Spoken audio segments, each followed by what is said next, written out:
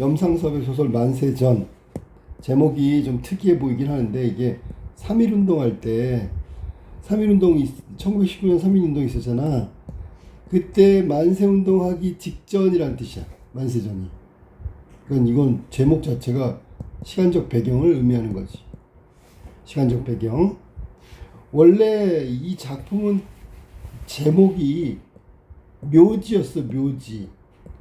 묘지. 그런데 일제 검열 때문에 검열을 통과하지 못할 것 같으니까 이 제목을 이렇게 바꾼 거야. 묘지는 당연히 일제강점기 절망적이고 암담한 조선의 현실이 되겠지. 조선의 현실. 이게 묘지 같다라는 얘기, 무덤 같다 그런 얘기예요. 실제로 거기 본문에도 무덤이란 말이 나오거든. 그게 바로 조국의 현실을 말하는 거야. 일제강점기 유학을 갔던 나가 여기서 실제로 이름이 뭐가 나오냐면 이인화, 이름이 이인화야. 등장인물. 동경에서 유학 생활을 했었는데 아버지의 그 부름을 받고 서울로 가는 거야. 그랬다가 다시 동경으로 가. 이런 걸 보통 우리가 소설에서 귀로용 소설, 귀로용, 원래 있던 데로 돌아가니까 동경에서 출발해서 다시 동경으로 가니까 귀로용, 원래 돌아간다 그런 얘기야. 아니면 여로용 소설이라고 불러요. 여행자처럼 여기서 이동하는 거야. 자, 조선의 현실을 새롭게 알게 된 이인화, 등장인물 주인공이지, 그지? 아주 암담한 현실을 목격하고 돌아간단 말이야. 근데 이 암담한 현실이, 조국의 현실이 무덤 같대. 이유는 뭘까? 그러면 이거는 우리 민족의 탓도 있겠지만 일제강점기의 억압과 수탈, 핍박이 너무 심했다. 너무 심했단 말이야. 그러니까 조선이 이렇게 암담한 현실에 처해 있지라는 걸 말하고 싶은 거야. 그리고 이런 조선의 현실을 막지 못했던 지식인으로서의 어떤 성찰, 반성. 또 한 가지는 아까도 얘기했지만 일제강점기의 폭력성을 고발하는 거지. 폭력성에 대한 비판과 고발을 하는데 이걸 통해서 다시 지식인들이, 조선의 지식인들이 제대로 역할을 하지 못했다, 처신하지 못했다, 그거에 대한 성찰이 드러나는 소설이야. 여기 아까 얘기했지만 이일화가 나기 때문에 나가 등장하는 소설이고요. 그래서 1인칭 주인공 시점. 내가 동경부터 서울까지 오면서 겪었던 일, 경험이지, 그지? 그걸 갖다가 순차적으로 시간 순서대로 진행하면서 겪었던 거에 대한 느낌, 조국의 현실, 조선인의 무지함, 막 이런 것들 있잖아. 근데 무지함이라는 건 실제로는 일제강점기를 정당화할 수 있는 논리가 될 수는 있는데, 문제는 빨리 깨어났으면 좋겠다라는 어떤 조선의 지식인으로서의 그 답답함을 얘기하는 부분이니까, 이게 뭐 누구 말 맞더라 식민사관으로 조선의 일제강점기 식민지는 조선이 스스로 뭔가를 할 수 없어서 이런 상황에서 일제가 근대화를 시켜주고 뭐 이런 식으로 논리를 펴면 안 된다는 거지, 그지? 그거는 패배주의적이고 식민사관에 해당되는 거다. 그 다음에 여기 지금 염상섭 하면 떠오르는 게 사실주의야, 사실주의. 그러니까 염상섭의 소설은 거의 대부분 사실주의에 해당되는 거고, 특히 염상섭의 자본주의, 요거는 이제 나중에 3대 뭐 이런 거 나오는 거 배우면 자본주의를 리얼하게 표현했다 뭐 그런 얘기를 해. 거기에 해당된다. 이 소설은 사실주의에 해당된다라고 생각하면 돼. 왜냐하면 겪은 걸 리얼하게 그대로 사실에 가깝게 하고 있단 말이야.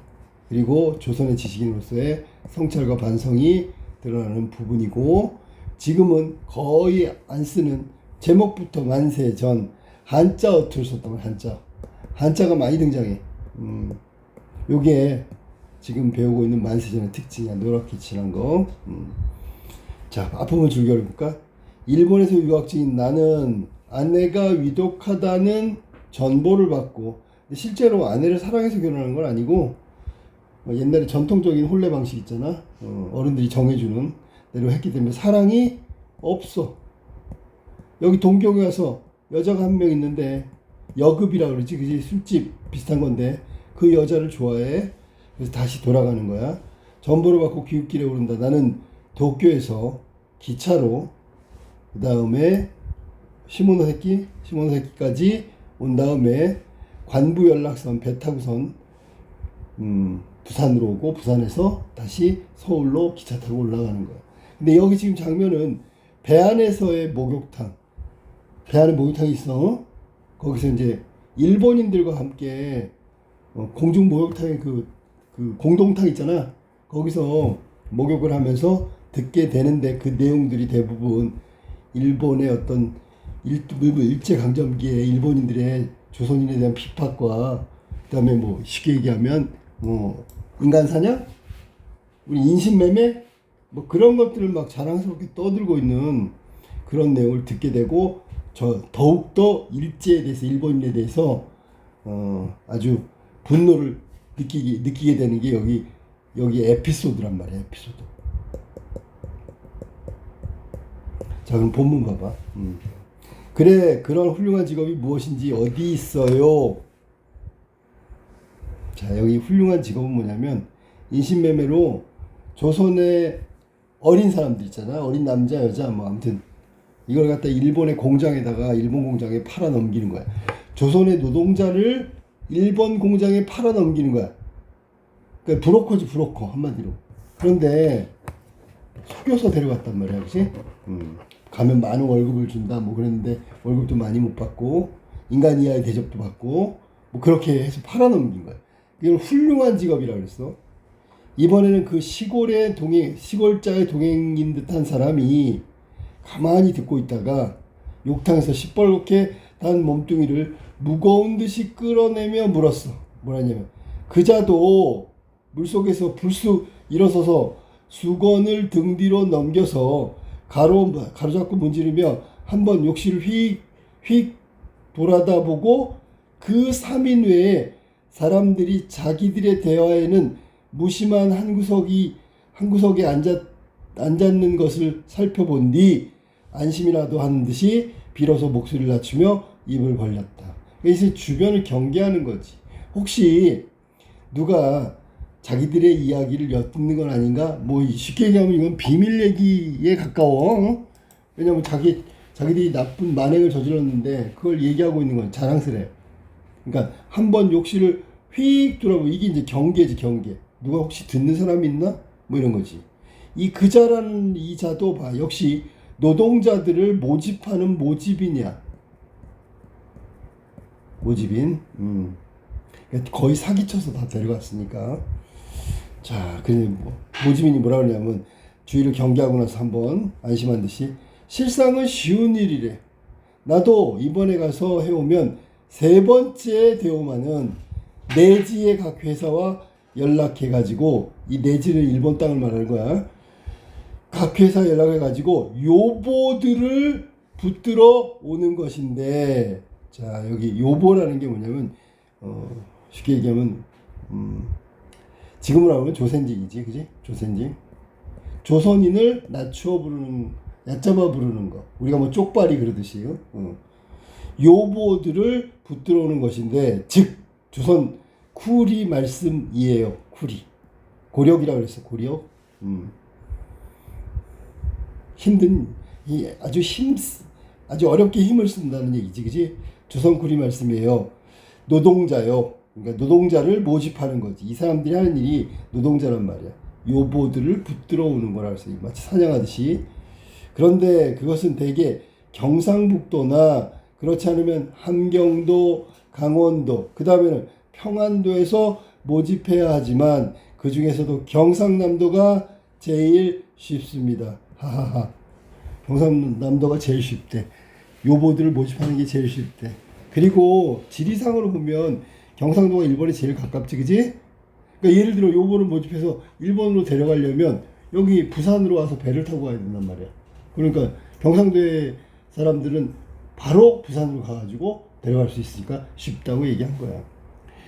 그자는 여기 와서 말을 끊고 모집인 그자는 교활한 듯이 웃어버렸다.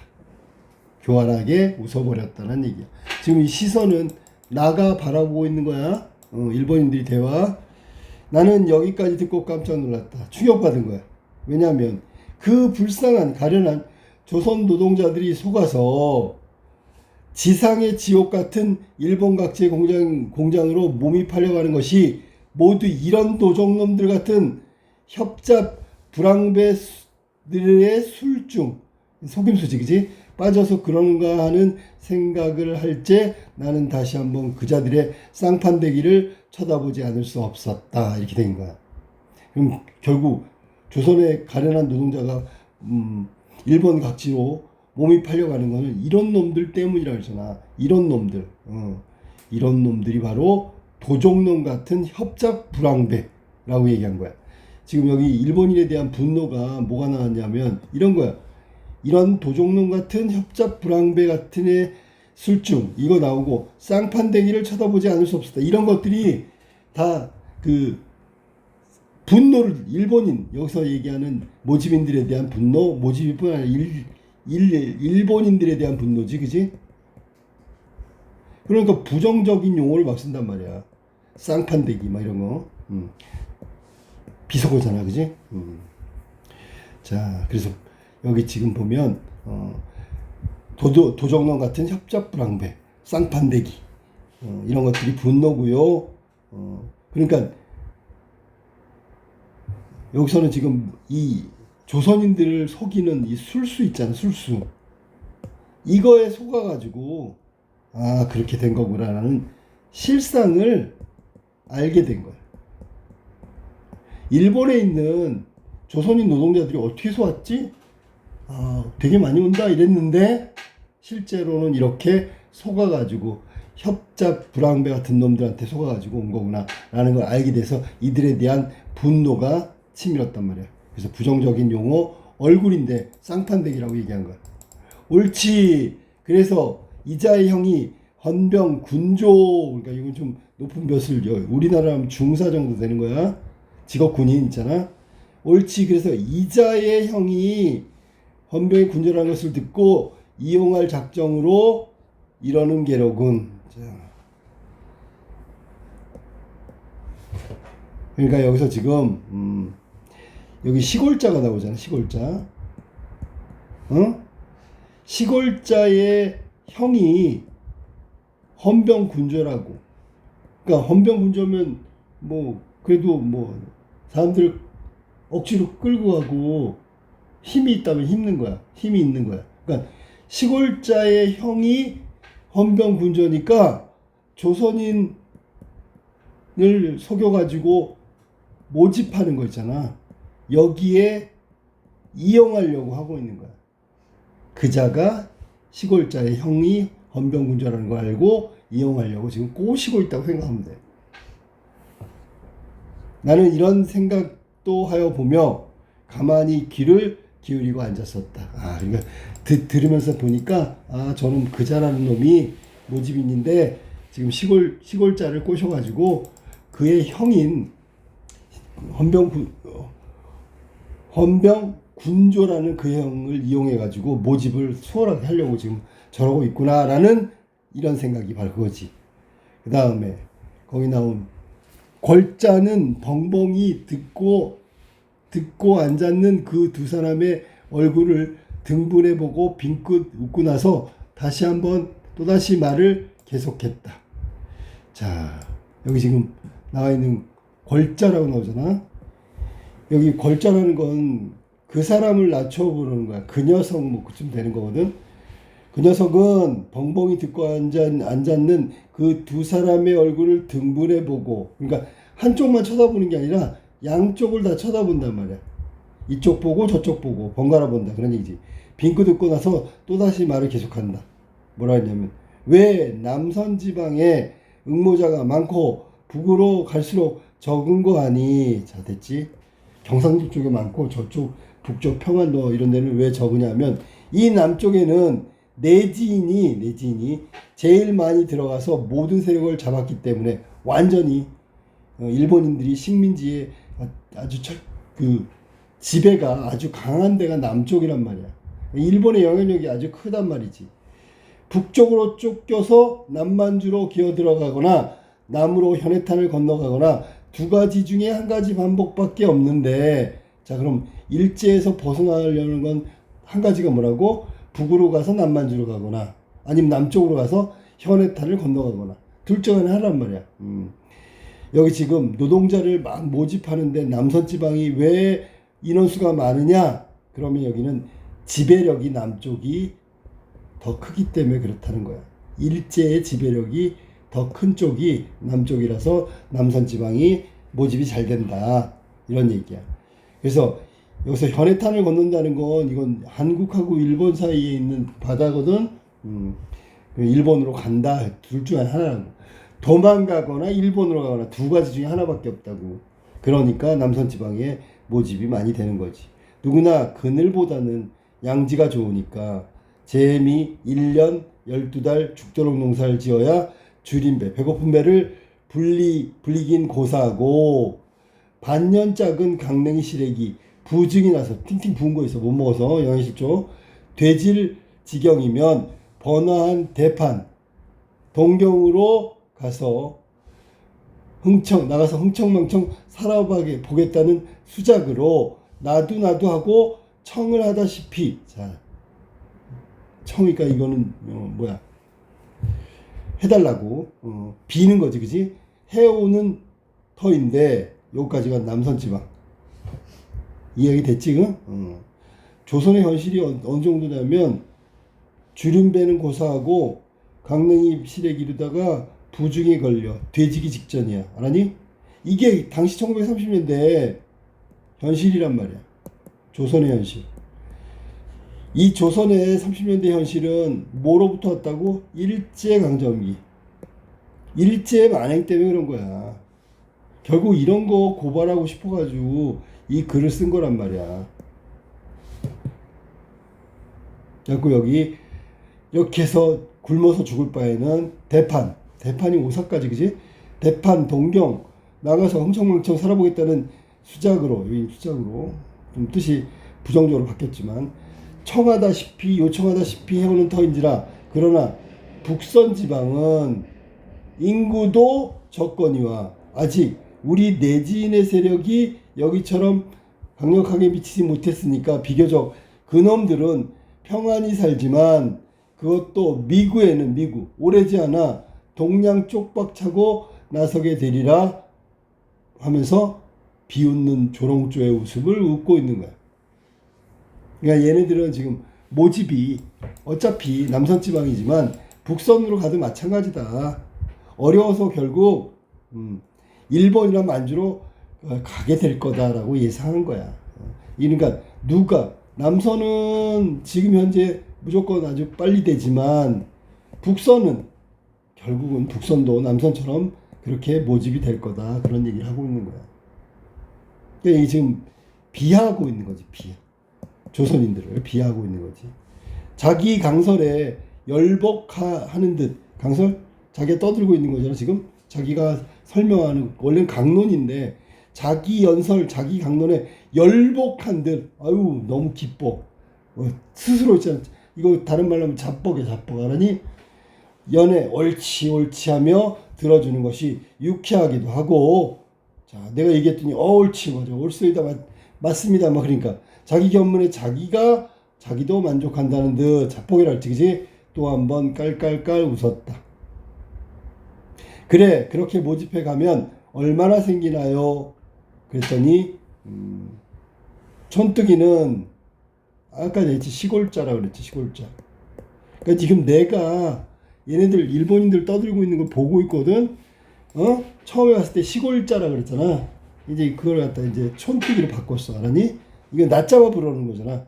시골자는 시골에 사는 사람이지만 촌뜨기는 깡촌에 사는 세상을 좀 모르는 놈, 이런 식으로 약간 비하하는 거거든. 왜냐하면 위에서 아까 쌍판대기 뭐 이러면서 부정적으로 바라봤잖아. 그러니까 이제 지금 지칭하는 말이 바뀐 거지. 구수하다는 듯이 침을 흘리며 듣는다. 그러니까 구수하다는 거는 뭐야? 막 열중해서 듣고 있는 거야. 저놈의 말을. 얼마가 뭐요? 여비가 있지. 일당이 또 있지. 게다가 한 사람 모집하는데 1원 내지 2원이니까 1원 내지 2원이래. 여비가 있대. 그러니까 여기 그러니까 조선인을 모집하러 갈 때 경비 있잖아. 그것도 주지요. 일당도 주지요. 게다가 사람 넘기면 1원, 2원 받는단 말이야. 적은 돈은 아니고. 그건 회사와 일의 종류에 따라 다르지만 가령 방적 회사에 여공을 모집해 갖고 데려다 주면 임금도 싼 데다가 모집원의 수수료도 제일 헐하고 광부 같은 것은 자 그러면 모집했는데 방적회사 여공을 모집했어. 이거는 너무 싸. 수수료도 낮아. 그런데 광부 있잖아. 광부 같은 것은 지금 시세로 1원 50전으로 2원까지라고.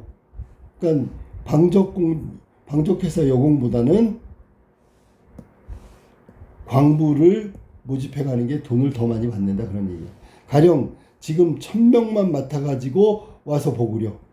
2, 3, 4 동안 여비나 일당에서 남는 것은 그까짓 건 다 제하고라도 1,300원 정도 잘만 하면 근 2,000원까지 간데 없는 것을 거실 게니 그건 아주 큰 돈을 만질 수 있다 그런 얘기야.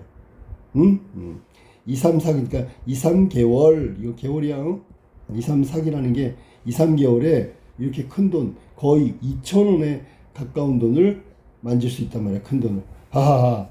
나도 맨 처음에 그건 제주도에서 모집해 갔지만 처음에 아마 제주도부터 갔나 봐. 그때 500명 모아다 주고 실살고로 남긴 것이 자 실살고로 남긴 것이 실제로 다 제하고 남긴 게 실살고로요. 그러니까 여기는 실제 이익금이지 그지? 실살고 8,900 근 1,000원이었고 1,000원을 벌었단 말이야. 거의 둘째 번에는 올가을에 800명이나 홋카이도 탄광으로 보내고 근 2,000원이나 돈을 벌었어. 그럼 이게 그 돈이 금액이 올라가면 올라갈수록 조선인들을 많이 모집한 거고 수탈에 적극적이었다는 얘기가 되겠지, 그지? 결국 이 사람들은 조선인이 돈이야, 맞지, 그지? 그러면 조선인은 돈벌이 수단이 되겠지. 이렇게 알고 있는 거야. 그러니까 아주 차별하고 비하하고 깔보는 거지, 그지? 노동자 모집원이라는 자는 입에 침이 마르게 1,000원, 2,000원 신이 나서 내며 목욕탕 속에서 나왔다. 에에 하며 일평생 들어보지도 못하던 1,000원, 2,000원 소리에 눈이 휘둥그레 뜨고 귀를 기울이고 앉았던 시골자는 자 시골 아까 촌뜨기라 그랬는데 촌뜨기는 저런 큰 돈을 들어도 못 봤어. 만지는 건 고사하고 들어도 못 봤단 말이야. 그 장대한 동색 구리동의 빛색이니까 구리색이지 그지.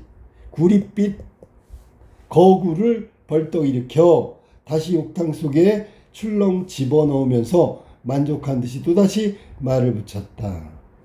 야 1,000원 2,000원 하면서 만족한 듯이 그러니까 상상하는 거지. 아 내가 조선인들을 모집하면 나도 저렇게 벌 수 있을까? 뭐 이런 거지.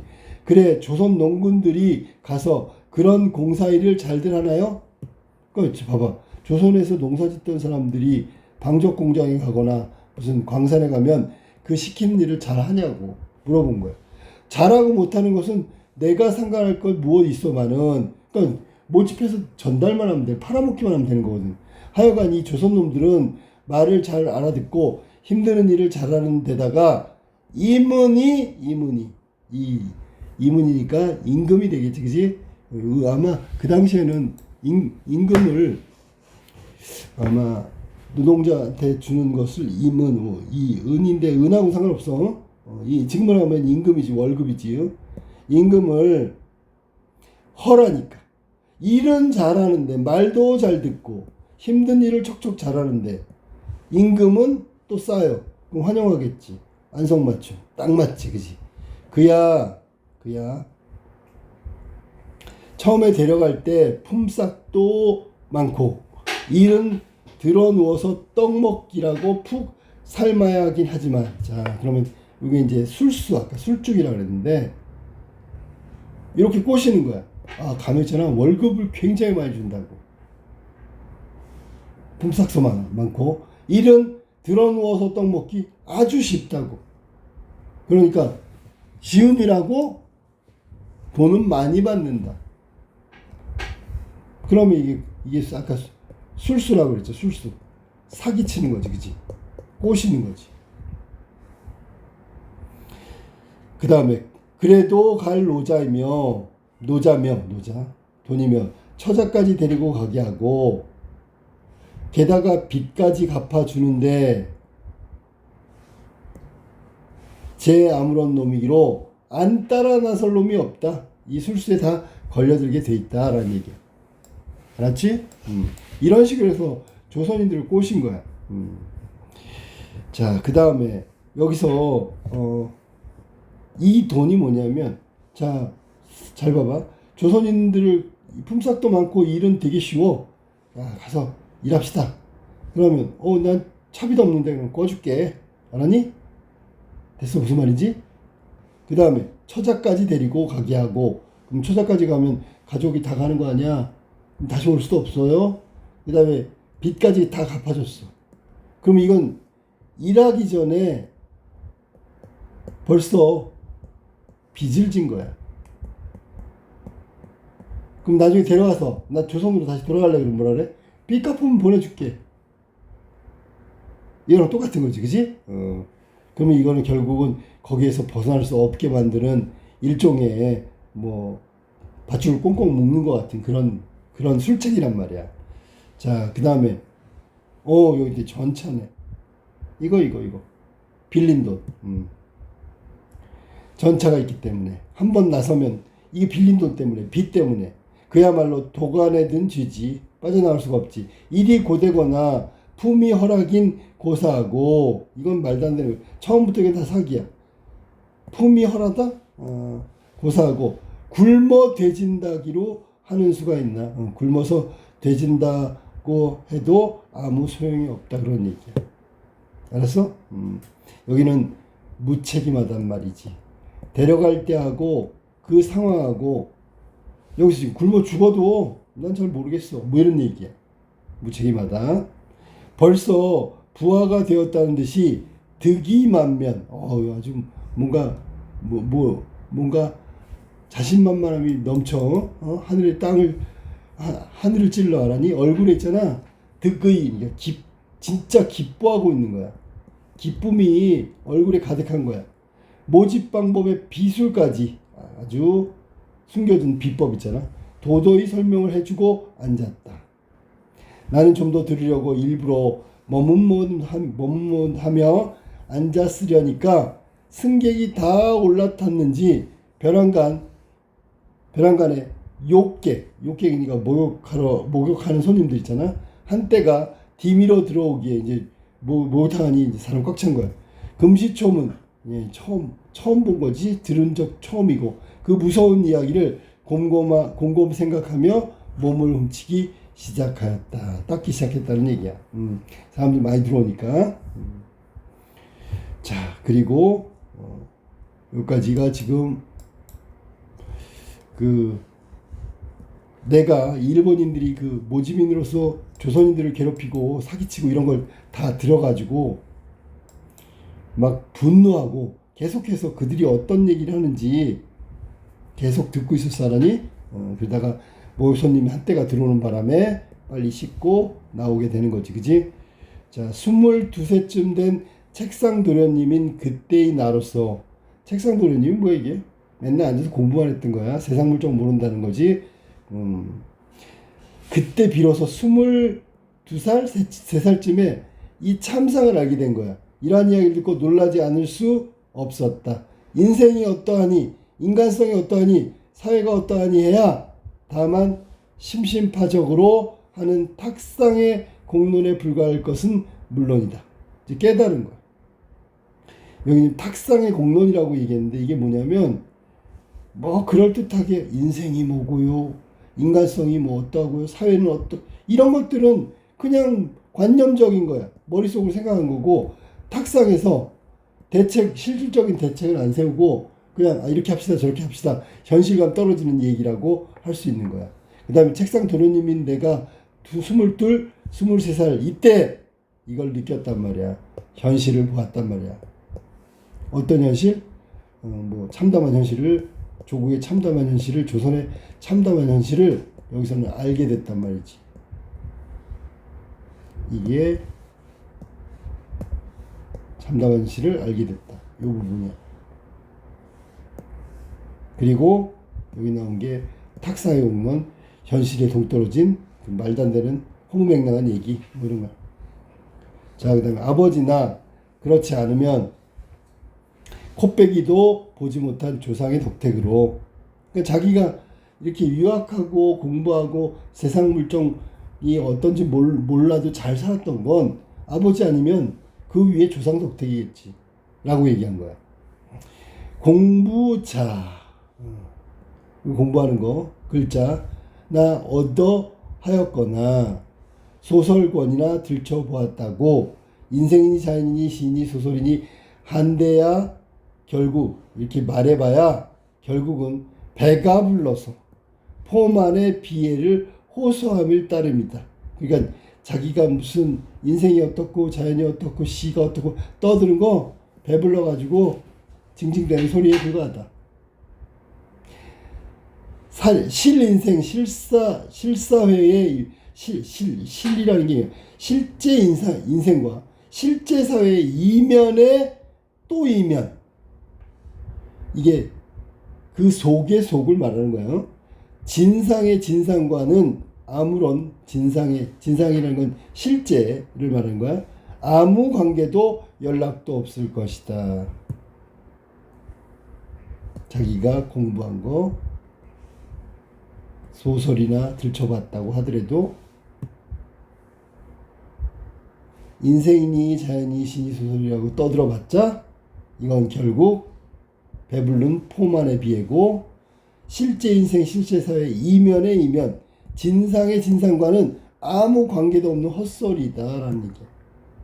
세상 물정 모르고 떠들고 앉았다라는 얘기야.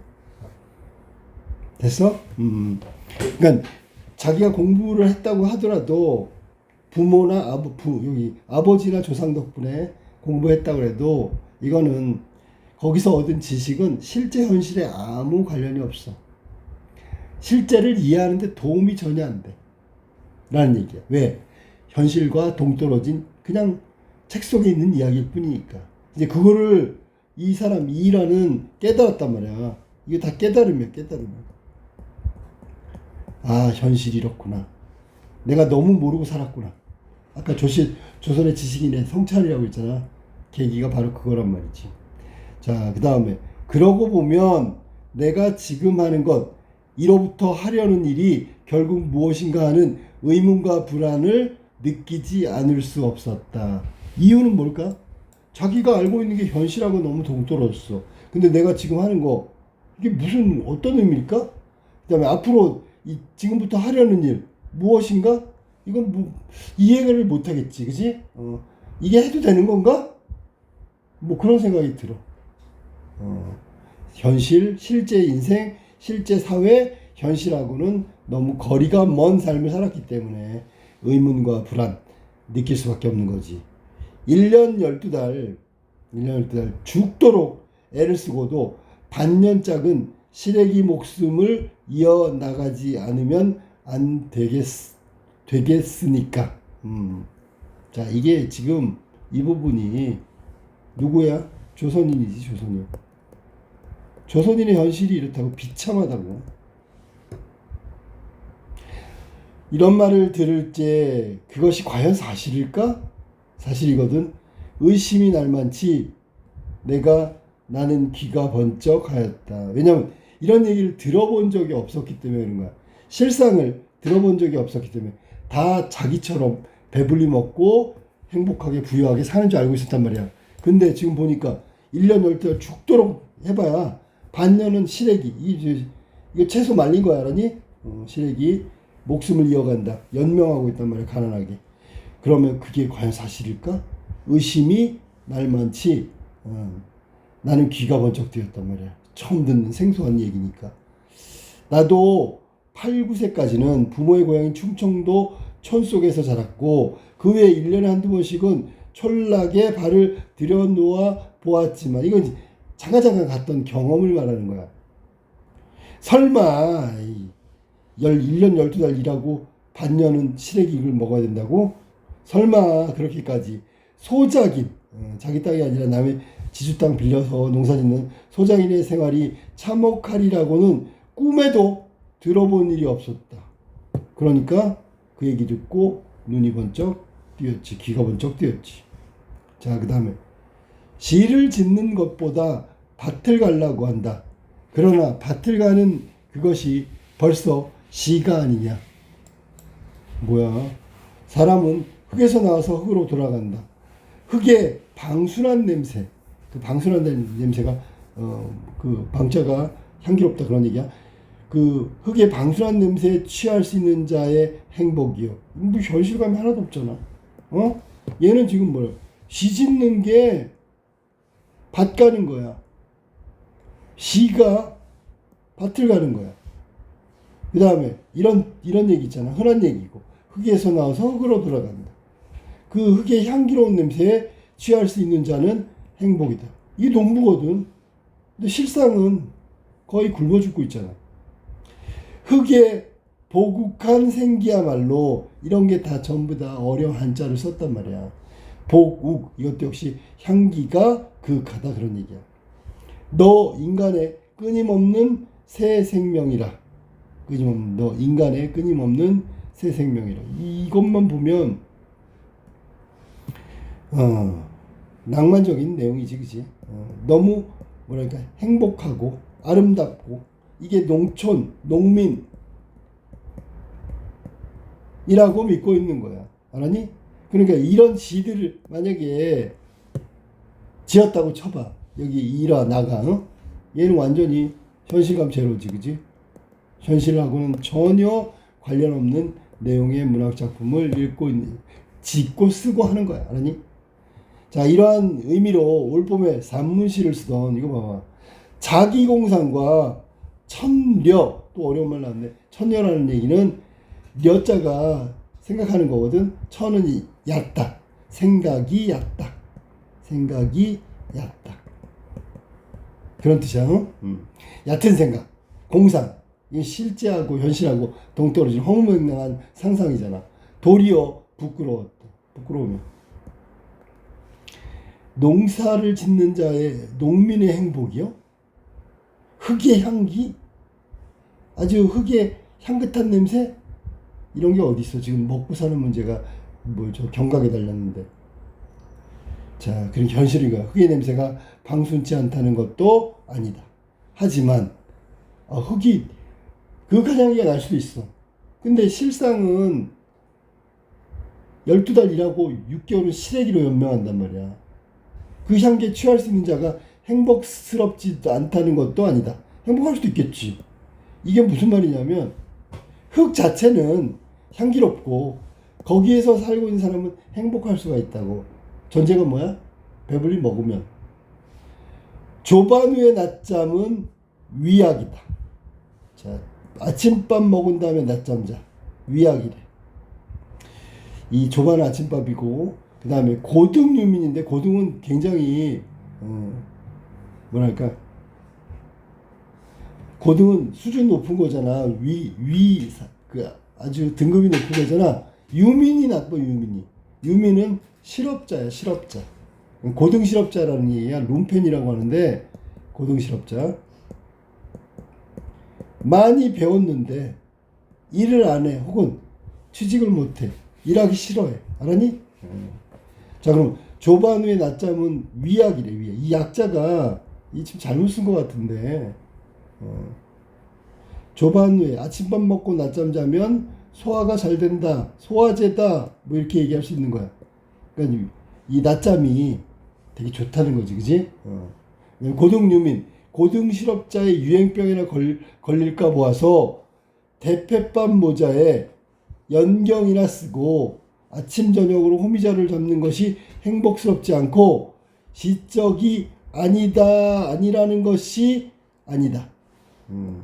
이것도 해석을 해야지. 자, 아침밥 먹고 낮잠 자는 거 소화제처럼 소화가 잘 되겠지. 그 다음에 고등실업자의 유행병 얘나 걸릴까 모아서 대패밥 모자. 대패밥 모자가 뭐야? 이게 얇게 만든 여름 모자 있어. 대패밥이 되게 얇거든. 그런 식으로 얇은 천으로 만든 모자야. 그 다음에 연경이라고 되는데 연경이라는 건 선글라스를 말하는 거야. 여기 지금 연자가 연기연자를 썼나? 잠깐만. 연기연자? 맞잖아. 연기연자. 경은 유리경자 썼는데 이게 선글라스야. 선글라스. 그 다음에 얘는 여름에 쓰는 얇은 천으로 된 모자. 그럼 이거 지금 자 아침 저녁 호미 잡는 것이 행복스럽지 않고 시적이 아니다라는 것이 아니다. 그러니까 무슨 얘기냐면 고등 실업자가 있잖아. 건강을 생각해서 아침밥 먹고 잠을 자. 그 다음에 대패밥 모자 쓰고 선글라스 끼고 아침 저녁으로 호미를 잡는 것, 농사를 짓는 거야. 알았니? 행복스럽지 않고 시적인 것이 아니다라는 게 아니다. 시적이다. 그런 얘기야. 행복스럽고 시적이다. 뭐 아까 얘기했던 낭만하고 비슷한 거야. 그러나 저러나 이거는 반대지. 1년 12달 우마 이상의 죽을 고역을 다하고도 시래기죽에 얼굴을 붓는 것도 시일까? 이건 현실이잖아. 이게 농민의 현실이잖아. 자기는 여태까지 이런 농민의 현실을 몰랐어. 알았니? 그래서 무슨 행복한 사람들이 농민이라고 얘기했었잖아. 위에서 말한 고등유민, 얘네가 하는 것과 얘네가 하는 것은 정반대라고 봐야 되겠지. 반대. 얘하고 얘는 반대. 알았니? 정반대야. 열심히 일해도 굶어 죽는 환경이고 위에는 그냥 취미로 그냥 대충 겉멋에 이렇게 하고 있는 거야. 됐어? 그러면 아까 얘기했던 이 시 있잖아. 시. 이 시의 내용은 농민의 현실을 전혀 인식하지 못하게 써놓은 시잖아. 그래서 이 시를 쓰고 난 다음에 현실을 생각하면서 이렇게 반성하고 있는 거야. 그들은 삼복에 끓는 햇빛에 손등을 대이면서 호미자루를 놀릴 때 그들은 행복을 느끼는가? 그들은 흙의 노예다. 아까 뭐 행복이라고 했는데 그건 아니고 흙의 노예가 바로 농민이고 자기 자신의 생명의 노예고 살기 위해서 하는 거고 그리고 그들에게 있는 것은 다만 땀과 피, 노력과 희생 그리고 굶주림, 배고픔 뿐이다. 이게 농민들의 현실이야. 그들이 어머니 뱃속에서 뛰어나오기 전에 벌써 확정된 유일한 사실은 이게 너무 슬프잖아. 그들의 모공이 막히고 혈청이 마르기까지 흙에 그 땀과 피를 쏟으라는 거다. 여기서 벗어날 수가 없다고. 그리하여 10방울의 땀과 100방울의 피는 한 알의 나락으로 나락. 여기서는 이제 곡식이지, 그지? 곡식을 기른다. 이게 농사짓는 게 낭만이 아니고 행복한 게 아니야. 고통이라고. 그렇게 고된 노동을 했는데도 실제로 배고파서 굶주리고 있다는 게 현실이란 말이야. 그러나 그 하늘의 나락은 누구의 입으로 들어가는가? 그에게 지불되는 보수는 무엇인가? 주님만이 무엇보다도 확실한 그의 받을 품삯이다. 그럼 결국 죽도록 일해서 받은 건 굶주림이라는 얘기지. 알았어? 그러면 결국 이게 바로 농민의 현실, 농촌의 현실이란 말이야. 아까 사실주의라고 그랬잖아. 얘가 지금 겪고 있는 거야, 지금. 이런 깨달음을 얻게 된 이유가 뭐냐면, 아까 그 연락선 배에서 일본 놈들이 모집인들이 떠드는 것을 듣고 수탈당하고 다 뺏긴 조선의 현실. 농사를 지어도 남는 건 굶주림밖에 없는 현실. 이걸 이제 깨닫기 시작한 거야. 자, 여기서 선생님이 한계를 하나 지적해. 한계. 왜 한계를 지적하냐면, 얘가 나중에 있잖아, 이런 현실을 목도하고 전부 다 본 다음에, 그러면 조선의 지식인인데 동경 유학생이니까 뭐 해야 돼? 그럼 조선인들을 위해서, 농민을 위해서 뭔가를 해야 되는 거 아니야. 그럴 때 나오는 게 이제 계몽운동 뭐 이런 게 나오거든. 근데 얘는 다시 동경으로 돌아간단 말이야. 인식하고 끝이야. 실제로 현실에 어떤 적극적 의지를 보이지 못하고 있는 게 여기 나 일화의 한계란 말이야. 그래서 비판받는 거야. 비판받는 지식인으로 등장하는 이유가 그거다. 인식까지는 아주 좋았어, 그지? 나는 몸을 다 훔치고 옷 입는 터전으로 나왔다. 탈의실로 온 거지. 나는 사람 드는 사람, 나는 사람 드는 사람, 나가는 사람 들어오는 사람. 한참 복작복작되는 틈에서 불이 나게 급하게 양복바지를 꿰며 섰으려니까 어떤 보지도 못한 친구가 문을 반쯤 열고 중절 모자를 쓴 대가리를 불쑥 뒤밀며 황당한 얼굴빛으로 방 안을 휘휘 돌아보더니 라고 됐어. 그러면 지금 장소 이동하면서 또 새로운 인물이 등장한 거야. 실내 올시다만 여기 인화란 이가 계십니까? 지금 자기가 여기 있는 거 아무도 모르는데 하고 문다. 네, 나요. 왜 그러? 나는 골자 앞에서, 그 녀석 앞에서 골자의 앞으로 두어 발짝 나서면 이렇게 대답했다. 골자는 한참 찾아다니다가 겨우 만난 것이 반갑다는 듯이 빙글빙글 웃으며 문을 활짝 열어 젖히고 서가지고 이리 좀 나오라고 명령하듯이 소리를 친다. 지금 계속 이인화를 찾으러 다녔다 그랬지, 그지? 주인공 나의 이름이 여기서 밝혀졌네, 그지? 자, 그래가지고 이리 좀 나오시오, 명령을 소리쳐. 학생복에 망토를 두른 체격이며, 학생복에 망토를 두르고 있어. 그 다음에 제 딴엔 유창하게 한답시고 이러 어조가 묻지도 않아도 조선 사람이 분명하나 그래도 짓궂이 이러를 사용하고, 이게 지금 일부러 그런 얘기야. 안 해도 되는데 굳이 말이지. 도리어 자기의 본색이 탄로날까봐 염려하는 듯한 침착하지 못한 행색이 나의 눈에는 더욱 수상쩍기도 하고 근질근질 궁금하네 보이기도 하였다. 여기까지 됐어? 여기서 걸자는 그 녀석이라고 아까 있는데 여기 지금 나한테 당신이 인화요 하면서 일본말 하는 그 사람이야. 얘 지금 굉장히 불안해하지. 조선 사람이어도 불명한데 들킬까봐, 일본인 행세하는데 조선인이라는 걸 들킬까봐 굉장히 불안해하고 있는 거야. 알았지?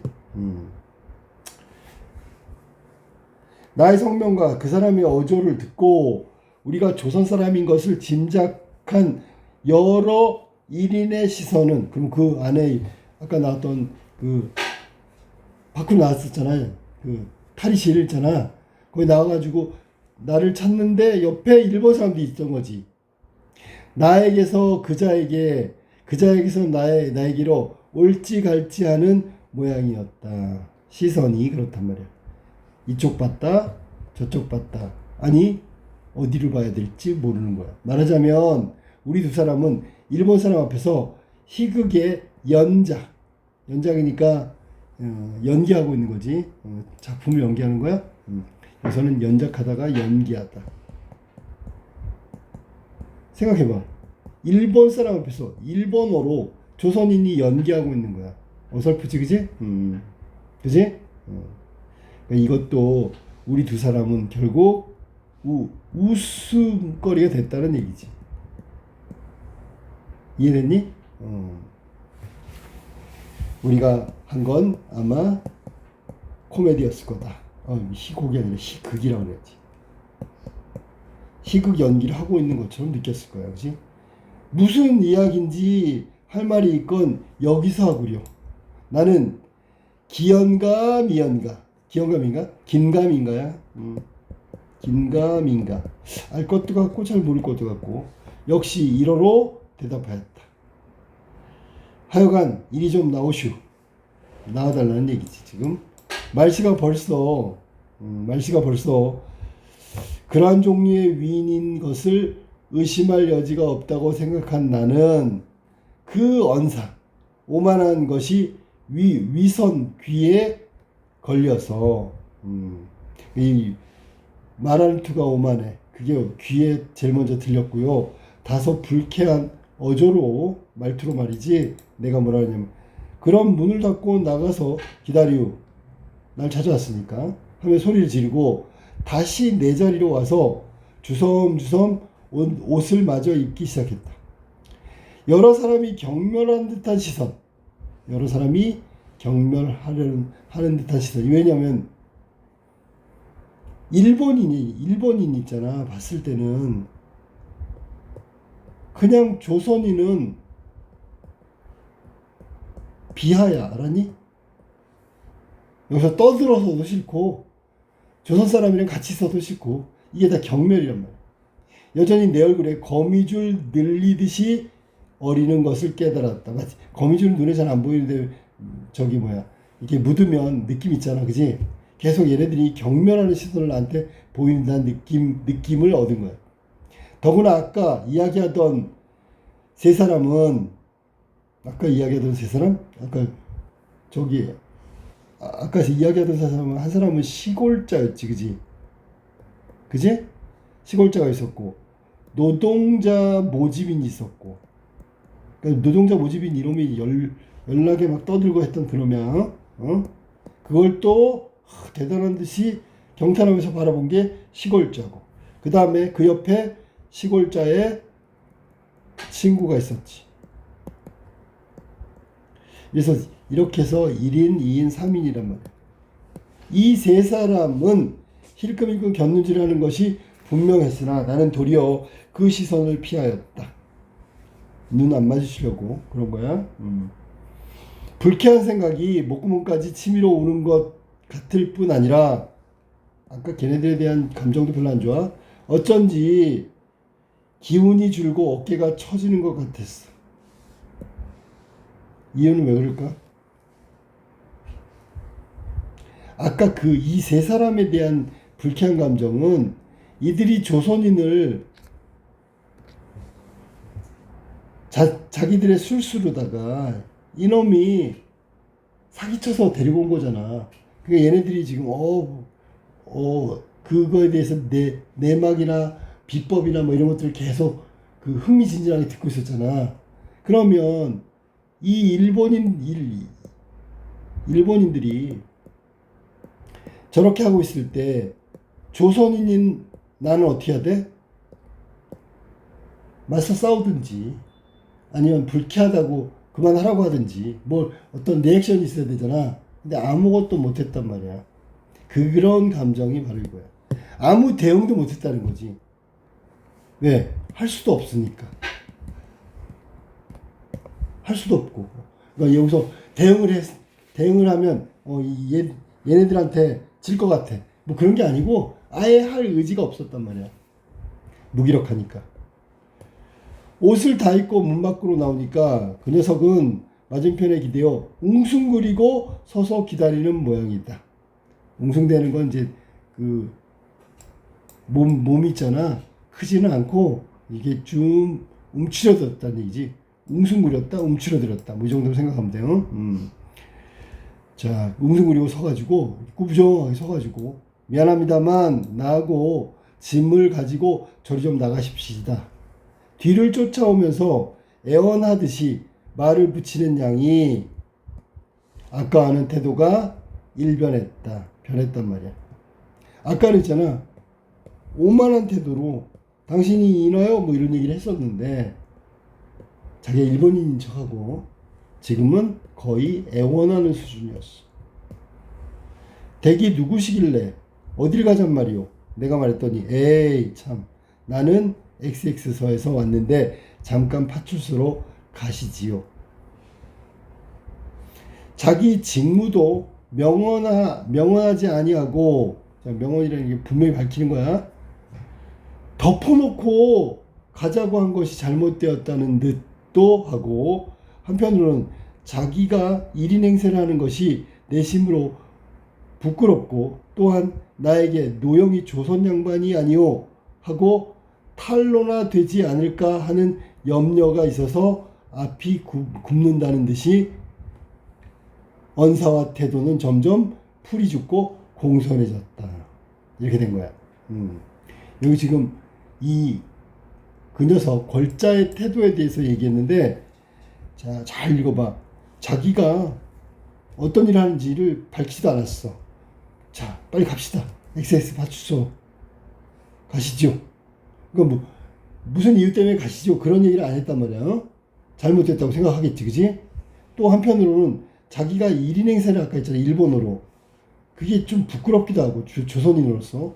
또한 나에게 노영이 조선 양반이 아니오 하고 탄로나 되지 않을까 하는 염려가 있어서 앞이 굽는다는 듯이, 즉 탄로가 될까봐 걱정돼서 앞이 굽는다는 듯이 언사와 태도가 점점 풀이 죽고 공손해졌다.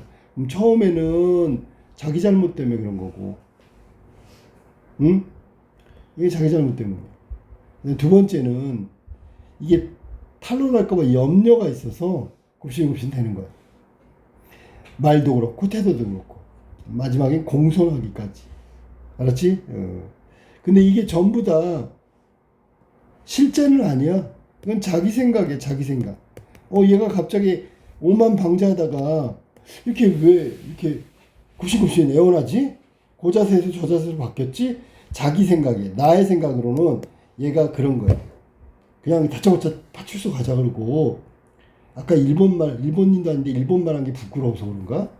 그 다음에 조선 양반 아니오 하고 탈로 이게 비밀이 드러날까봐 염려해서 그런지 굽신굽신 된단 말이야.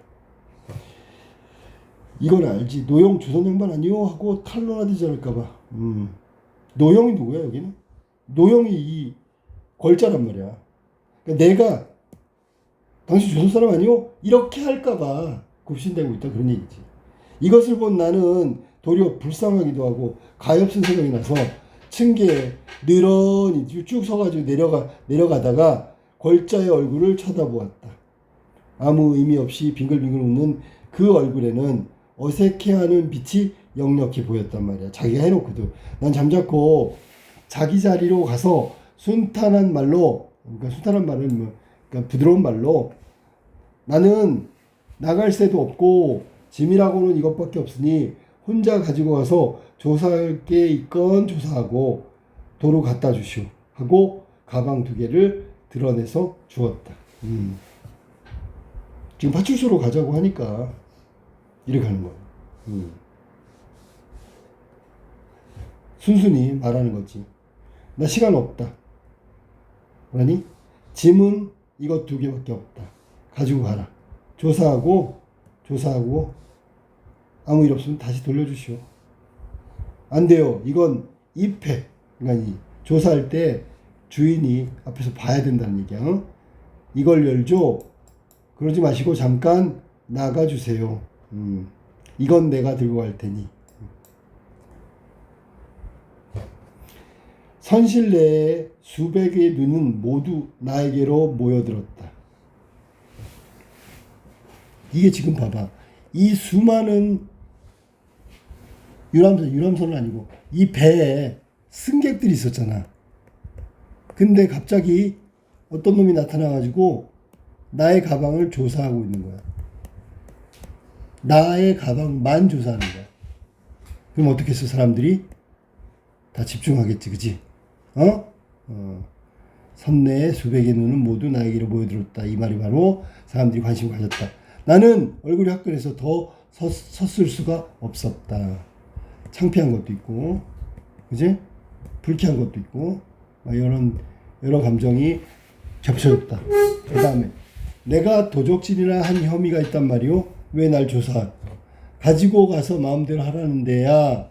또 어쩌란 말이오. 내가 조사하라고 마음대로 하라고 했잖소. 정 그럴 테면 이리로 들어와서 조사하라고 하구려. 배는 떠나게 되었는데 나가자는 사람도 염치가 있지. 됐지? 무슨 말인지 알겠지? 배 타고 난 가야 되는데 나가서 조사를 하다니. 그럼 나는 배를 놓치는 거 아니야. 나는 분이 치밀어 올라와서 이렇게 볼멘 소리를 질렀다. 그러지 마시고 오늘 이 배로 꼭 떠나시게 할 테니 제발 잠깐만 배 밖으로 나갔다 와 주시겠어요? 라고 얘기한 거야. 자꾸 시간만 갑니다. 여기선 창피하실까봐 그러는 것입니다.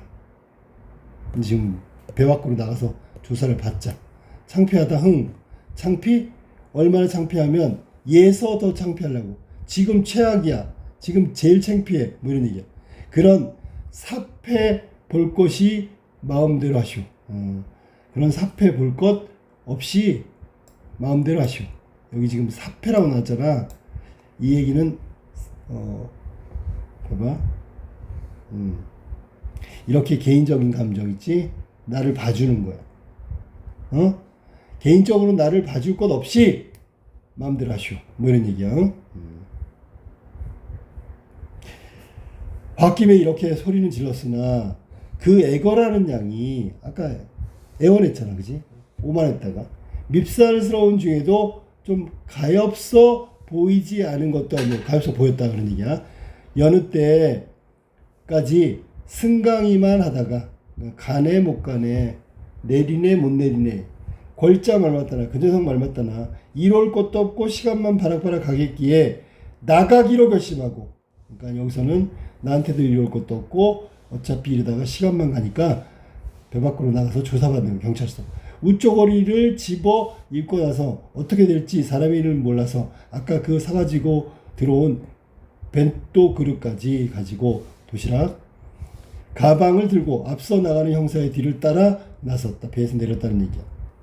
형사가 큰 성공을 한 듯이 득의 만면 막 기쁨이 가득 차가지고 말이지. 득의 만면해가지고 진작 그러시죠 하며 웃는 얼굴에는 달래는 듯하기도 하고 빈정대는 것 같은 빛도 보였다. 나는 무심 중에 주먹이 부르르 떨리는 것을 깨달았다. 가판으로 나와 승강구까지 불러다가 조사하게 하려 해 보았으나 그것도 들어주지 않아서 화가 나는 것을 줄이 참듯 참고 결국 잔교로 내려섰다. 이렇게 되는 거야. 잔교로 내려섰다. 그러면 여기 지금 잔교라는 게 그 다리지, 다리. 다리는 다리인데 선박하고 부두하고 사이에 있는 좁은 다리를 말하는 거야. 거기까지 내려섰다라고 한 거야. 자, 여기까지가 어떤 낯선 놈 경찰이지, 그지? 등장해가지고 나를 조사한다고 데리고 나간 부분이야. 배에서 내린 나는 학생복을 입은 형사와 함께 인버네스를 입은 형사, 양복의 외투를 입은 형사를 만나게 된다. 그럼 형사 3명을 만난 거네, 그지? 내려가서 조사받는 거야. 거기 인버네스는 망토처럼 된 양복에 망토가 있는 거야. 셜록 홈즈 뭐 이런 그런 거. 그들은 나에게 하루 묵고 갈 것을 강요했지만 이건 이제 조사하는데 시간이 걸리니까 나는 유치장에서 욕을 본 것을 걱정하며 거절한다. 그러자 그들은 그곳에서 나의 가방을 연다. 조사하는 거야. 어린아이 관 같은 정방형의 트렁크. 옛날 영화에 보면 나오지, 그지? 사각형으로 딱 이렇게 돼 있는, 막 이렇게 딱딱한 종이 재질로 되어 있는 가방 있지? 유리창 그림자가 환히 비치는 수화물이 쌓인 밑에다가 열어놓고 내 가방을 들쑤시는 동안 그 옆에서 인버네스 망토 그 옷을 입은 형사는 조그만 손가방을 조사하고 앉았다. 손가방은 얘가 조사하고 있는 거고, 그 다음에 위에서 말한다면 학생복을 입은 형사, 양복 외투를 입은 형사 둘 중 하나가 지금 들쑤시고 있는 거야.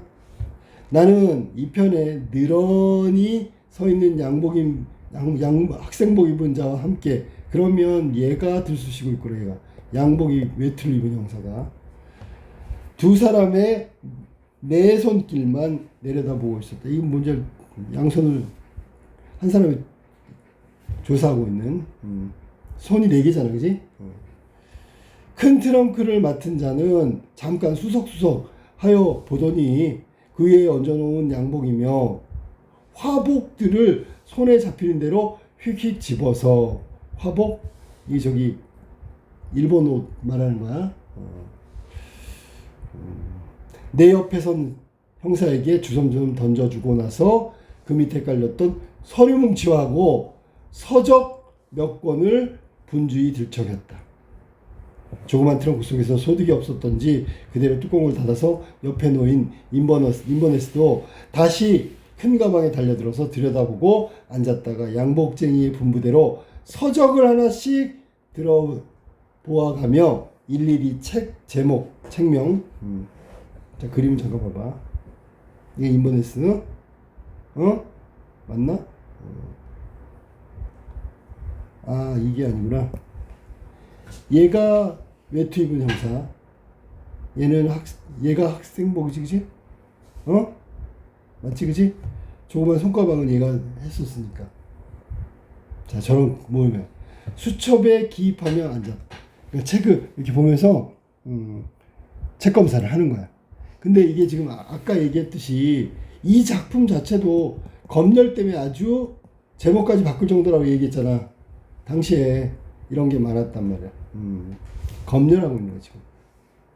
가방 속에서 갈팡질팡하는 형사의 내 손은 1분, 2분 시간이 갈수록 가속도로 전혀 빨라져. 나는 또 무슨 망령이야 부리지 않을까 하는 불안과 의혹을 가지고, 망령을 부린다는 게 뭐야? 막 억지로 죄도 없는데 뒤집어 씌운다는 얘기 아니니? 아니면 불안과 의혹, 전광에 벌겋게 번쩍이는 양복쟁이의 곁밤을 노려보고 섰었다. 이 전광이라는 게 전등이야. 전등 때문에 번쩍거리는 양복쟁이의 옆에 뺨을 노려보고 섰었다. 8개의 눈, 4개의 손, 앞에 뉘어놓은 트렁크 한 개에 모든 정력이, 정신과 힘 뭐 이런 것들이 집중됐어. 1초간의 빈틈없이 극도로 긴장했으면서도, 이 짧은 시간이지만 빈틈없이 긴장했으면서도 8입술은 풀로 붙인 듯이 아무도 입을 벌리려는 사람이 없었다. 정말 문학이야, 알아니? 이렇게 표현하진 않잖아, 우리가. 절대 침묵이 한 칸 통쯤 되는 컴컴한 골짜기에, 절대 침묵이면 진짜 아무 소리가 없는 거지, 그지? 한 칸 통쯤 되는 컴컴한 골짜기, 여기는 지금 조사하는 거기를 말하는 거야. 미룬 같은 빽빽한 구름같이 가득히 차 있었다. 침묵이 가득 차 있는 거야. 이런 거 읽을 때 잘 모르면 이렇게 읽으면 돼, 알았니? 주어 서술어 주성문만 읽어도 돼, 알았지? 그러면 절대 침묵이 컴컴한 골짜기에 가득 찼다. 미룬같이 가득 찼다. 이렇게 읽으면 의미가 금방 올 거야, 그지? 그러니까 아주 조용했단 말이야. 손은 바쁘게 움직이고 긴장이 잔뜩 된 거야. 비릿한 해기를 품은 차뜻한 저녁바람. 해기는 이게 지금 배를 타고 있으니까 바다 기운을 말하는 거야. 바다 냄새라고 해도 되고, 차디찬 저녁바람이 귓가에 솔솔 지날 때마다 바삭바삭한 종이장 구기는 소리밖에 들리지 않았겠지. 나에게는 들리지 않았다. 이렇게 되는 거야. 바삭바삭 종이장 구기는 소리. 자, 근데 이 지금 여기 보면 비릿한 해기, 여기서 봐, 저녁바람이 불고요. 쭉 해서 이 소리밖에 들리지 않았고, 그보다 큰 배에 짐 싣는 인부의 소리도, 잔교 밑에 와서 부딪힌 출렁거리는 파도 소리도 아마 이 4사람의 귀에는 들리지 않았다. 뭐 하고 있는 거야? 긴장하고 있는 거지, 지금. 아주 최고로 긴장하고 있다고. 긴장이 뭐냐면, 왜 그러냐면, 잘 봐봐. 이 3사람은 뭔가 찾아내려고 하고 있는 거야, 지금. 얘가 혹시 조선의 지식인이니까 독립운동? 뭔가 일제로서는 불안한 행동을 할 수도 있지. 그러니까 얘네는 찾아내야 되니까 긴장하고 있는 거고, 나는 얘네들이 말도 안 되는, 아까 얘기했었지. 뭐라 했어? 불안과 말도 안 되는 망령을 부릴까, 혹시 의혹을 가지고 나를 말도 안 되는 걸로 뒤집어 씌울 수도 있잖아. 네 사람 모두 긴장하고 있는 거야. 무겁고 찌뿌드한 침묵 속에 흐릿한 불빛의 사이에서 서고 앉고 하여 꾸물꾸물하는 양이 마치 바다에 빠진 시체를 건져놓고 시체를 검사하는 것 같이 처량하고 분위기가 비장하며 엄숙해 보였다. 그러나 1분, 2분, 3분, 5분, 10분 시간이 갈수록 나의 머릿속은 귀하는 반대로 욱신욱신해졌다. 그 세 사람이 일부러 느럭느럭하는 것이 아니건만 빼앗아가지고 내 손으로 하고 싶을 만치 초조했어. 약간 좀 뭐랄까 너무 꼼꼼하게 했나? 1초, 1분 여기서 초조한 이유가 왜 내가 초조할까라고 지금 배에서 내렸단 말이야. 배에서 내렸잖아. 이렇게 시간을 내렸는데 시간을 질질 끌면 이 배가 떠나버린단 말이야. 그래서 초조한 거야. 알았지? 내가 하고 싶을 정도로 초조했단 말이야. 불안했단 말이야. 혹시 나 배 놓치는 거 아니야? 이러지.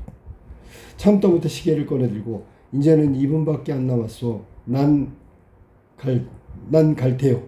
하고 재촉을 하였다. 그제야 양복쟁이는 눈에 불이 나게 놀리던 손을 쉬고 서류 뭉텅이를 들어 베면서 이것만은 잠깐 내가 갔다가 보고 댁으로 보내드려도 관계없겠지요. 그러니까 이걸 이제 의심이 되니까 이걸 다 읽어본 다음에 보내주겠다. 뭐 이런 얘기야. 나는 언하에 쾌락하였다. 언하에 쾌락이 뭐야? 기꺼이 오케이 했다. 오케이. 언하에 말 끝에 말이 끝났어. 얘 말이 끝났어. 알았어. 오케이. 쾌락. 응낙했다. 사실 그 속에는 집에서 온 편지, 최근에 편지 몇 장, 그 다음에 소설의 초고, 몇 가지 원고 외에는 아무것도 없어. 그러니까 저들이 의심하는 내용은 전혀 없었단 말이야. 그러니까 쾌락했지. 흔쾌히 승낙한 거야. 애를 써서 기록한 서류라야 원래 나에게는 사회주의라는 사자나 레닌이라는 레자는 물론이거니와 독립의 독자도 없을 것은 나의 전공하는 학과만 보아도 알 것이다. 아니 설령 내가 볼셔비키 러시아혁명 관한 서적의 몇백 권을 가졌거나 사회주의를 연구하거나 그것이 학문의 연구라 물론 자유야. 비록 독립사상을 가진 나의 뇌 속을 X광선 같은 것이나 심사법, 그러니까 내 마음속을 읽는 거지, 그지?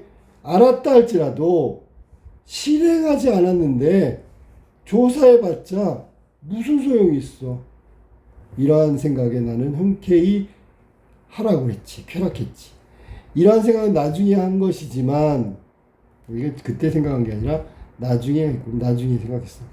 그 당장에는 하여간 무사히 방면되면 이거 배에 오르게 된 것만 생각하고 있는 거지.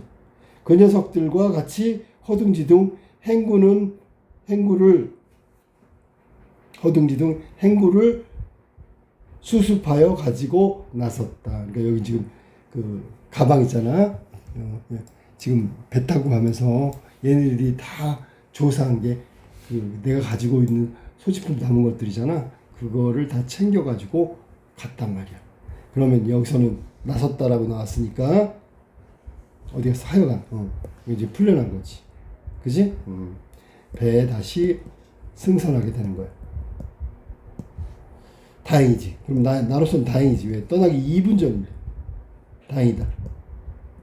이렇게 생각한 거야. 짐을 가볍게 해준 트렁크를 두 손으로 들고 어서 올라오라는 선원의 꾸지람을 들어가며 겨우 갑판 위에 올라가자 기를 쓰는 듯한 경적과 말 울음소리 같은 기적소리가 나며 출발 신호야. 신경이 째릿째릿 징소리가 교향적으로 호젓이 암흑에 쌓인 부두 일판에 처량하고도 요란스럽게 울렸다. 처량하다. 요란스럽다. 처량하다. 요란스럽다. 이게 나의 심리야. 이걸 뭐 시로 얘기하면 감정이입이지, 그지? 저런 이제 배가 출항하는 때 내는 소리들 있잖아. 그 소리가 호젓이, 호젓하다는 얘기는 좀 그러니까 아무도 없고 외롭다, 뭐 그런 얘기야. 여기는 너무 호젓한 암흑이니까 고요하다라고 해야지. 고요한 암흑에 쌓인 부두 일판이라고 돼. 일판은 전부요. 부두 전체를 말하는 거야. 부두 전체에 처량하고도 요란하게 울렸다. 그렇게 느꼈다는 거야, 내가. 자, 그럼 왜 그렇게 느꼈을까? 생각해봐. 갑자기 다짜고짜 와서 짐 조사하는데 나는 아무 저항도 못하고 결국 끌려나가서 다 뒤졌잖아. 근데 너 아무것도 못하고 있었잖아. 배를 못하니까 빨리 끝나서 태워주기만 하면 좋겠다. 뭐 이러고 올라온 거야. 자신의 처지를 생각해보니까 초량하기도 해. 뭐 이런 얘기야. 배는 소리 없이 미끄러져 벌써 두어 칸 통이나 잔교를 떨어졌다. 두어 칸 정도 잔교를 떨어졌고, 그래서 멀어졌고, 전송하러 온 여관 하인들이며 인부들의 그림자가 쓸쓸한 벌판에 성기성기니까 듬성듬성 차차 조그맣게 눈에 띄고, 잔교 위에서 휘두르며 가는 등불이 쓸쓸한 바람에 불려서 길어졌다 짧아졌다 한다. 뭐 이건 다 거기 배경이고요. 여기다가 아까 얘기했던 감정이입을 좀 집어넣으면 쓸쓸하다. 또 하나 뭐 있지? 쓸쓸한 바람이라고 있고 쓸쓸한 벌판. 이런 애들이 모두 여기 지금 나온 나의 심리가 반영된 표현들이란 말이야. 자, 나는 선실로 들어갈 생각도 없이 으스름한 가판 위에서 찬바람을 쐬어가며 웅숭그리고 웅크리고 서 있단 말이야. 격심한 노욕과 추위에 피곤하여 깊은 잠이 들어가는 항구를 이렇게 표현했네. 소리 없이 암흑 속에 누워있을 뿐이요. 화류법이라고 하면 되지. 전시에 안식을 지키는 야광주는 전시는 도시 전체를 말하는 거야. 이게 온전전자. 도시 전체의 안식을 지키는 야광주면은 어두운 밤길을 비추는 뭘까? 가로등쯤 되겠지. 여기서는 구슬이라고 했는데 벌써부터 졸린 듯 점점 불빛이 적어가고 그 숫자가 줄어가면서 깜짝깜짝 졸고 있다. 나는 인간계를 떠나서 방랑의 몸이 된 자와 같이 그 불빛에 낱낱이 어떠한 평화로운 가정의 대문을 지키고 있으려니 하는 생각을 할 때쯤 선뜩선뜩한 별보다도 점점 멀리 흐려가는 불빛이 따뜻해 보일 정도였다. 그런 얘기야. 됐어? 그러니까 지금 봐봐. 뭐냐면 나는 인간계를 떠났대. 인간계를 떠났으면 죽은 거잖아. 그지? 그만큼 충격을 받았다는 거지. 충격이야, 여기서. 인간계를 떠나서 아무도 나를 도와주지 않았다. 도움을 받을 수 없었다. 그만큼 따뜻해 보였다. 나의 머릿속은 단지 혼돈하였을 뿐이요. 그 다음에 눈은 화끈화끈할 뿐이었다.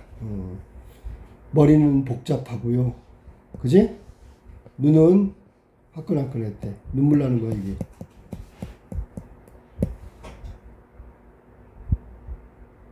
머릿속은 복잡하고 눈물이 날 것 같았다. 그런 뜻이야.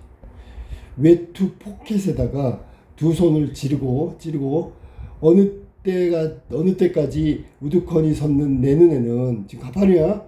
어느덧 뜨끈뜨끈한 눈물이 비어져 나와서 상기가 된 좌우뺨으로 흘러내렸다. 자, 여기서 가장 큰 이유는 무력감이다. 아무것도 저항하지 못했지, 그지? 그리고 조선인이라서 받는 차별이니까 분노지. 그리고 또 하나 한다면 고독감이지. 혼자 외로이 이걸 모두 감내해야 했기 때문에 이런 감정들이 모두 뜨끈뜨끈한 눈물의 의미라고 보면 되겠어. 찬바람에 산뜩산뜩 스며들어가는 것을 나는 씻으려고도 아니하고 여전히 그대로 서 있었다. 아직도 충격에 쌓여 있었다. 이 말은 충격에서 벗어나지 못했다는 얘기. 자, 이렇게 해서 배에서 불쾌하고 화가 나고 무기력한 어떤 경험을 했단 말이야. 관부연락선을 타고 현해탄을 건너 부산에 도착한 나는 다시 서울로 가는 기차를 탔어. 그 상경길에서 나는 많은 것을 보고, 이게 조선의 현실이란 말이야. 듣고 직접 겪으면서 전에는 잘 몰랐던 식민지 현실에 대해서 세세히 알게 됐단 말이야. 나는 그 현실에 무덤 같다고 생각했어. 조선의 현실, 일제강점기. 서울집에 도착하고 며칠 뒤에 아내는 마침내 죽고 만다. 나는 장례를 치른 뒤 다시 일본으로 돌아가려고 집을 나선다. 소설은 주인공 인화가 경성역에서 기차를 기다리고 있는 데에서 끝이 났다. 그래서 이 만세전 내용이야.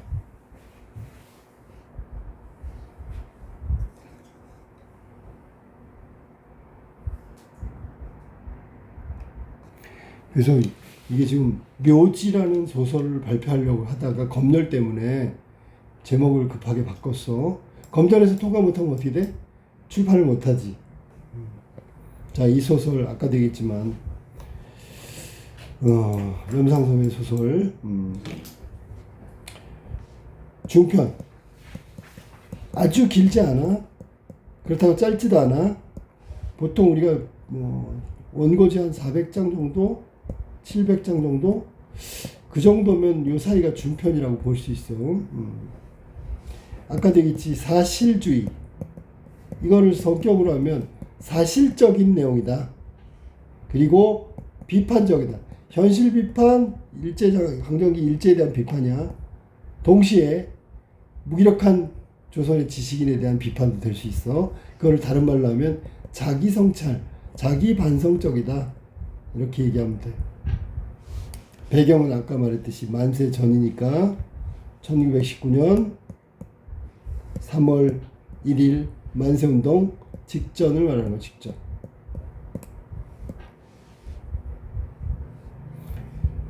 이 소설의 시점은 1인칭 주인공이지.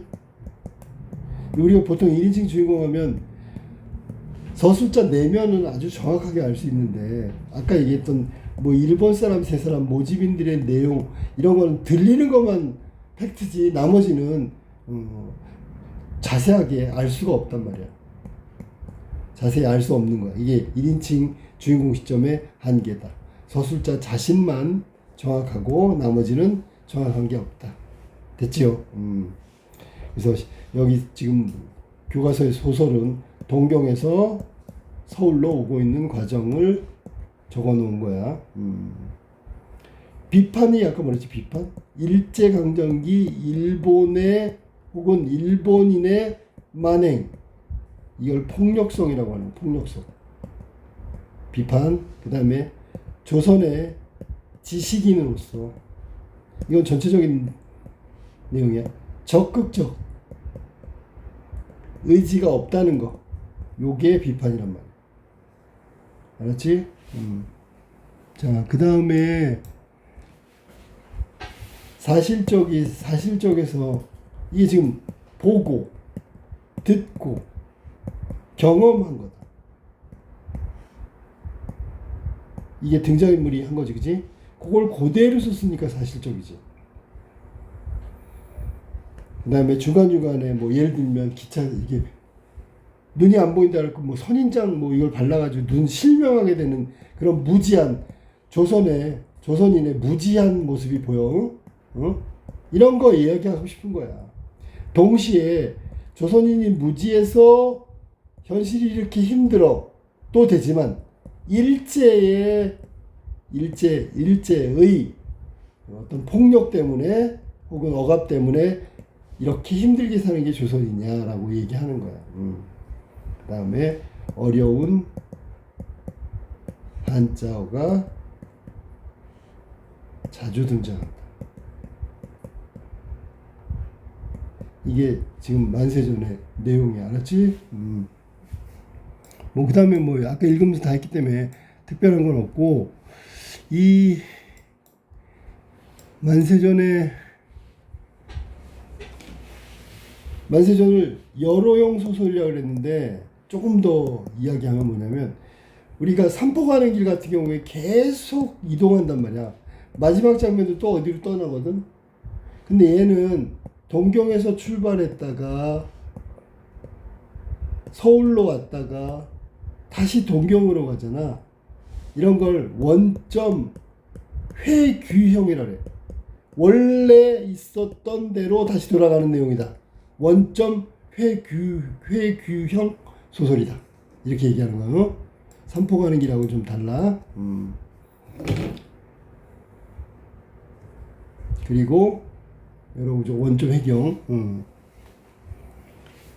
마치 기행문에 당사자가 여행하면서 뭔가 보고 듣고 느끼고 막 이런 거 있잖아. 그런 어떤 패턴을 갖고 있는 게 여기다. 그 다음에 장소적인 측면을 본다면 좀 세분화시키면 뭐냐면 동경이라고 그랬잖아. 그래서 고베를 갔다가 그 다음에 시모노세키 배 타러 가는 거야. 시모노세키. 그 다음에 부산으로 오는 거지. 부산에서 다시 김천으로 기차를 타고 계속 가고 있는 거야. 그 다음에 대전에 도착했다가 그 다음에 서울로 오는 거지. 그지? 알았어? 그래서 장례식 끝나고 이거 봐봐.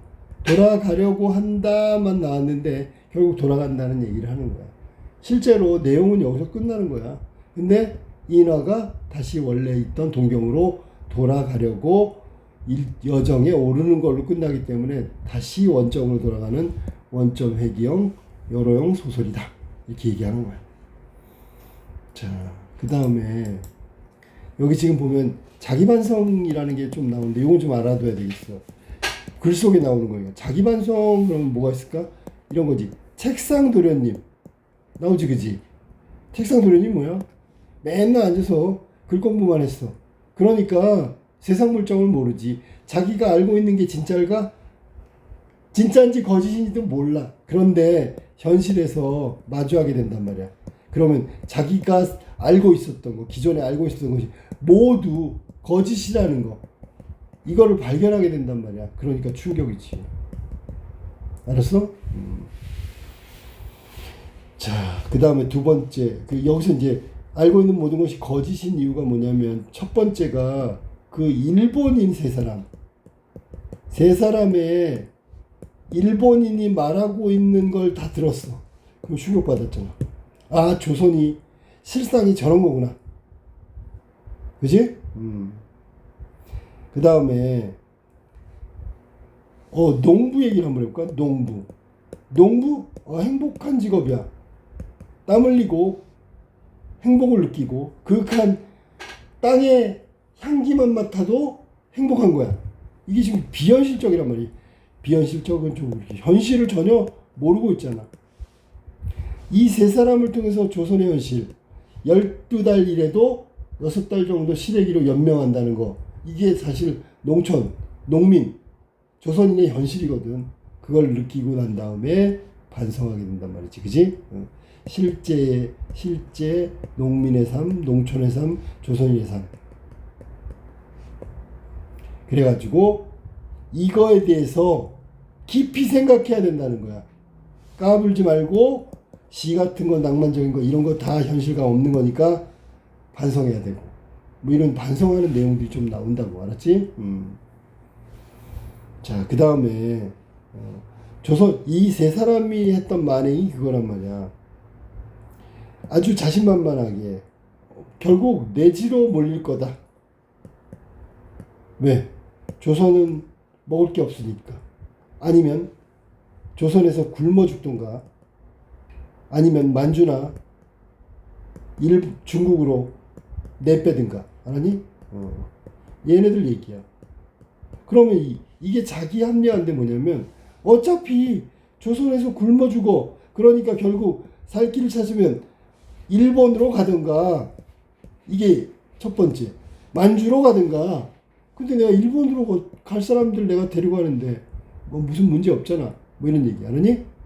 아니면 일본으로 가지 않으면 굶어 죽을 거라고. 그럼 굶어 죽어. 아니면 굶어 죽기 싫으면 일본으로 가야지. 그리고 거기다가 술수를 부리잖아. 얕은 술수 있잖아. 꿰르다가. 품삯은 어때? 굉장히 높지. 이건 말이야. 진짜가 아니라 현실은 반대야. 그 다음에 누워서 떡 먹기처럼 쉬운 일이라고 그래. 그럼 안 갈 사람은 없지요. 그래가지고 노비도 빌려주고, 이건 여비라고 할게. 여비도 빌려주고 처자까지 모두 데리고 가게. 그래가지고 사기를 치는 거지. 빚이 있어? 그럼 이거 빚도 대신 갚아주고. 그럼 결국 이게 족쇄가 돼가지고 떠나고 싶어도 떠날 수 없는 족쇄가 돼버린단 말이야. 그래, 떠나고 싶어? 그래, 그럼 다 갖고 가. 갚을 수가 없는데. 뭐, 이 막 술집에서 여자들 막 못 가게 하고 뭐 이런 것도 있잖아. 지금도 있잖아, 지금도 이런 식으로. 에이.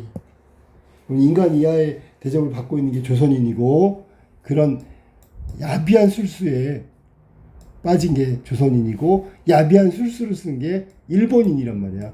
그건 일본인이라는 건 일제가 조선인들한테 저지른 뭐 폭력이라면 폭력으로 표현되고 있는 거야.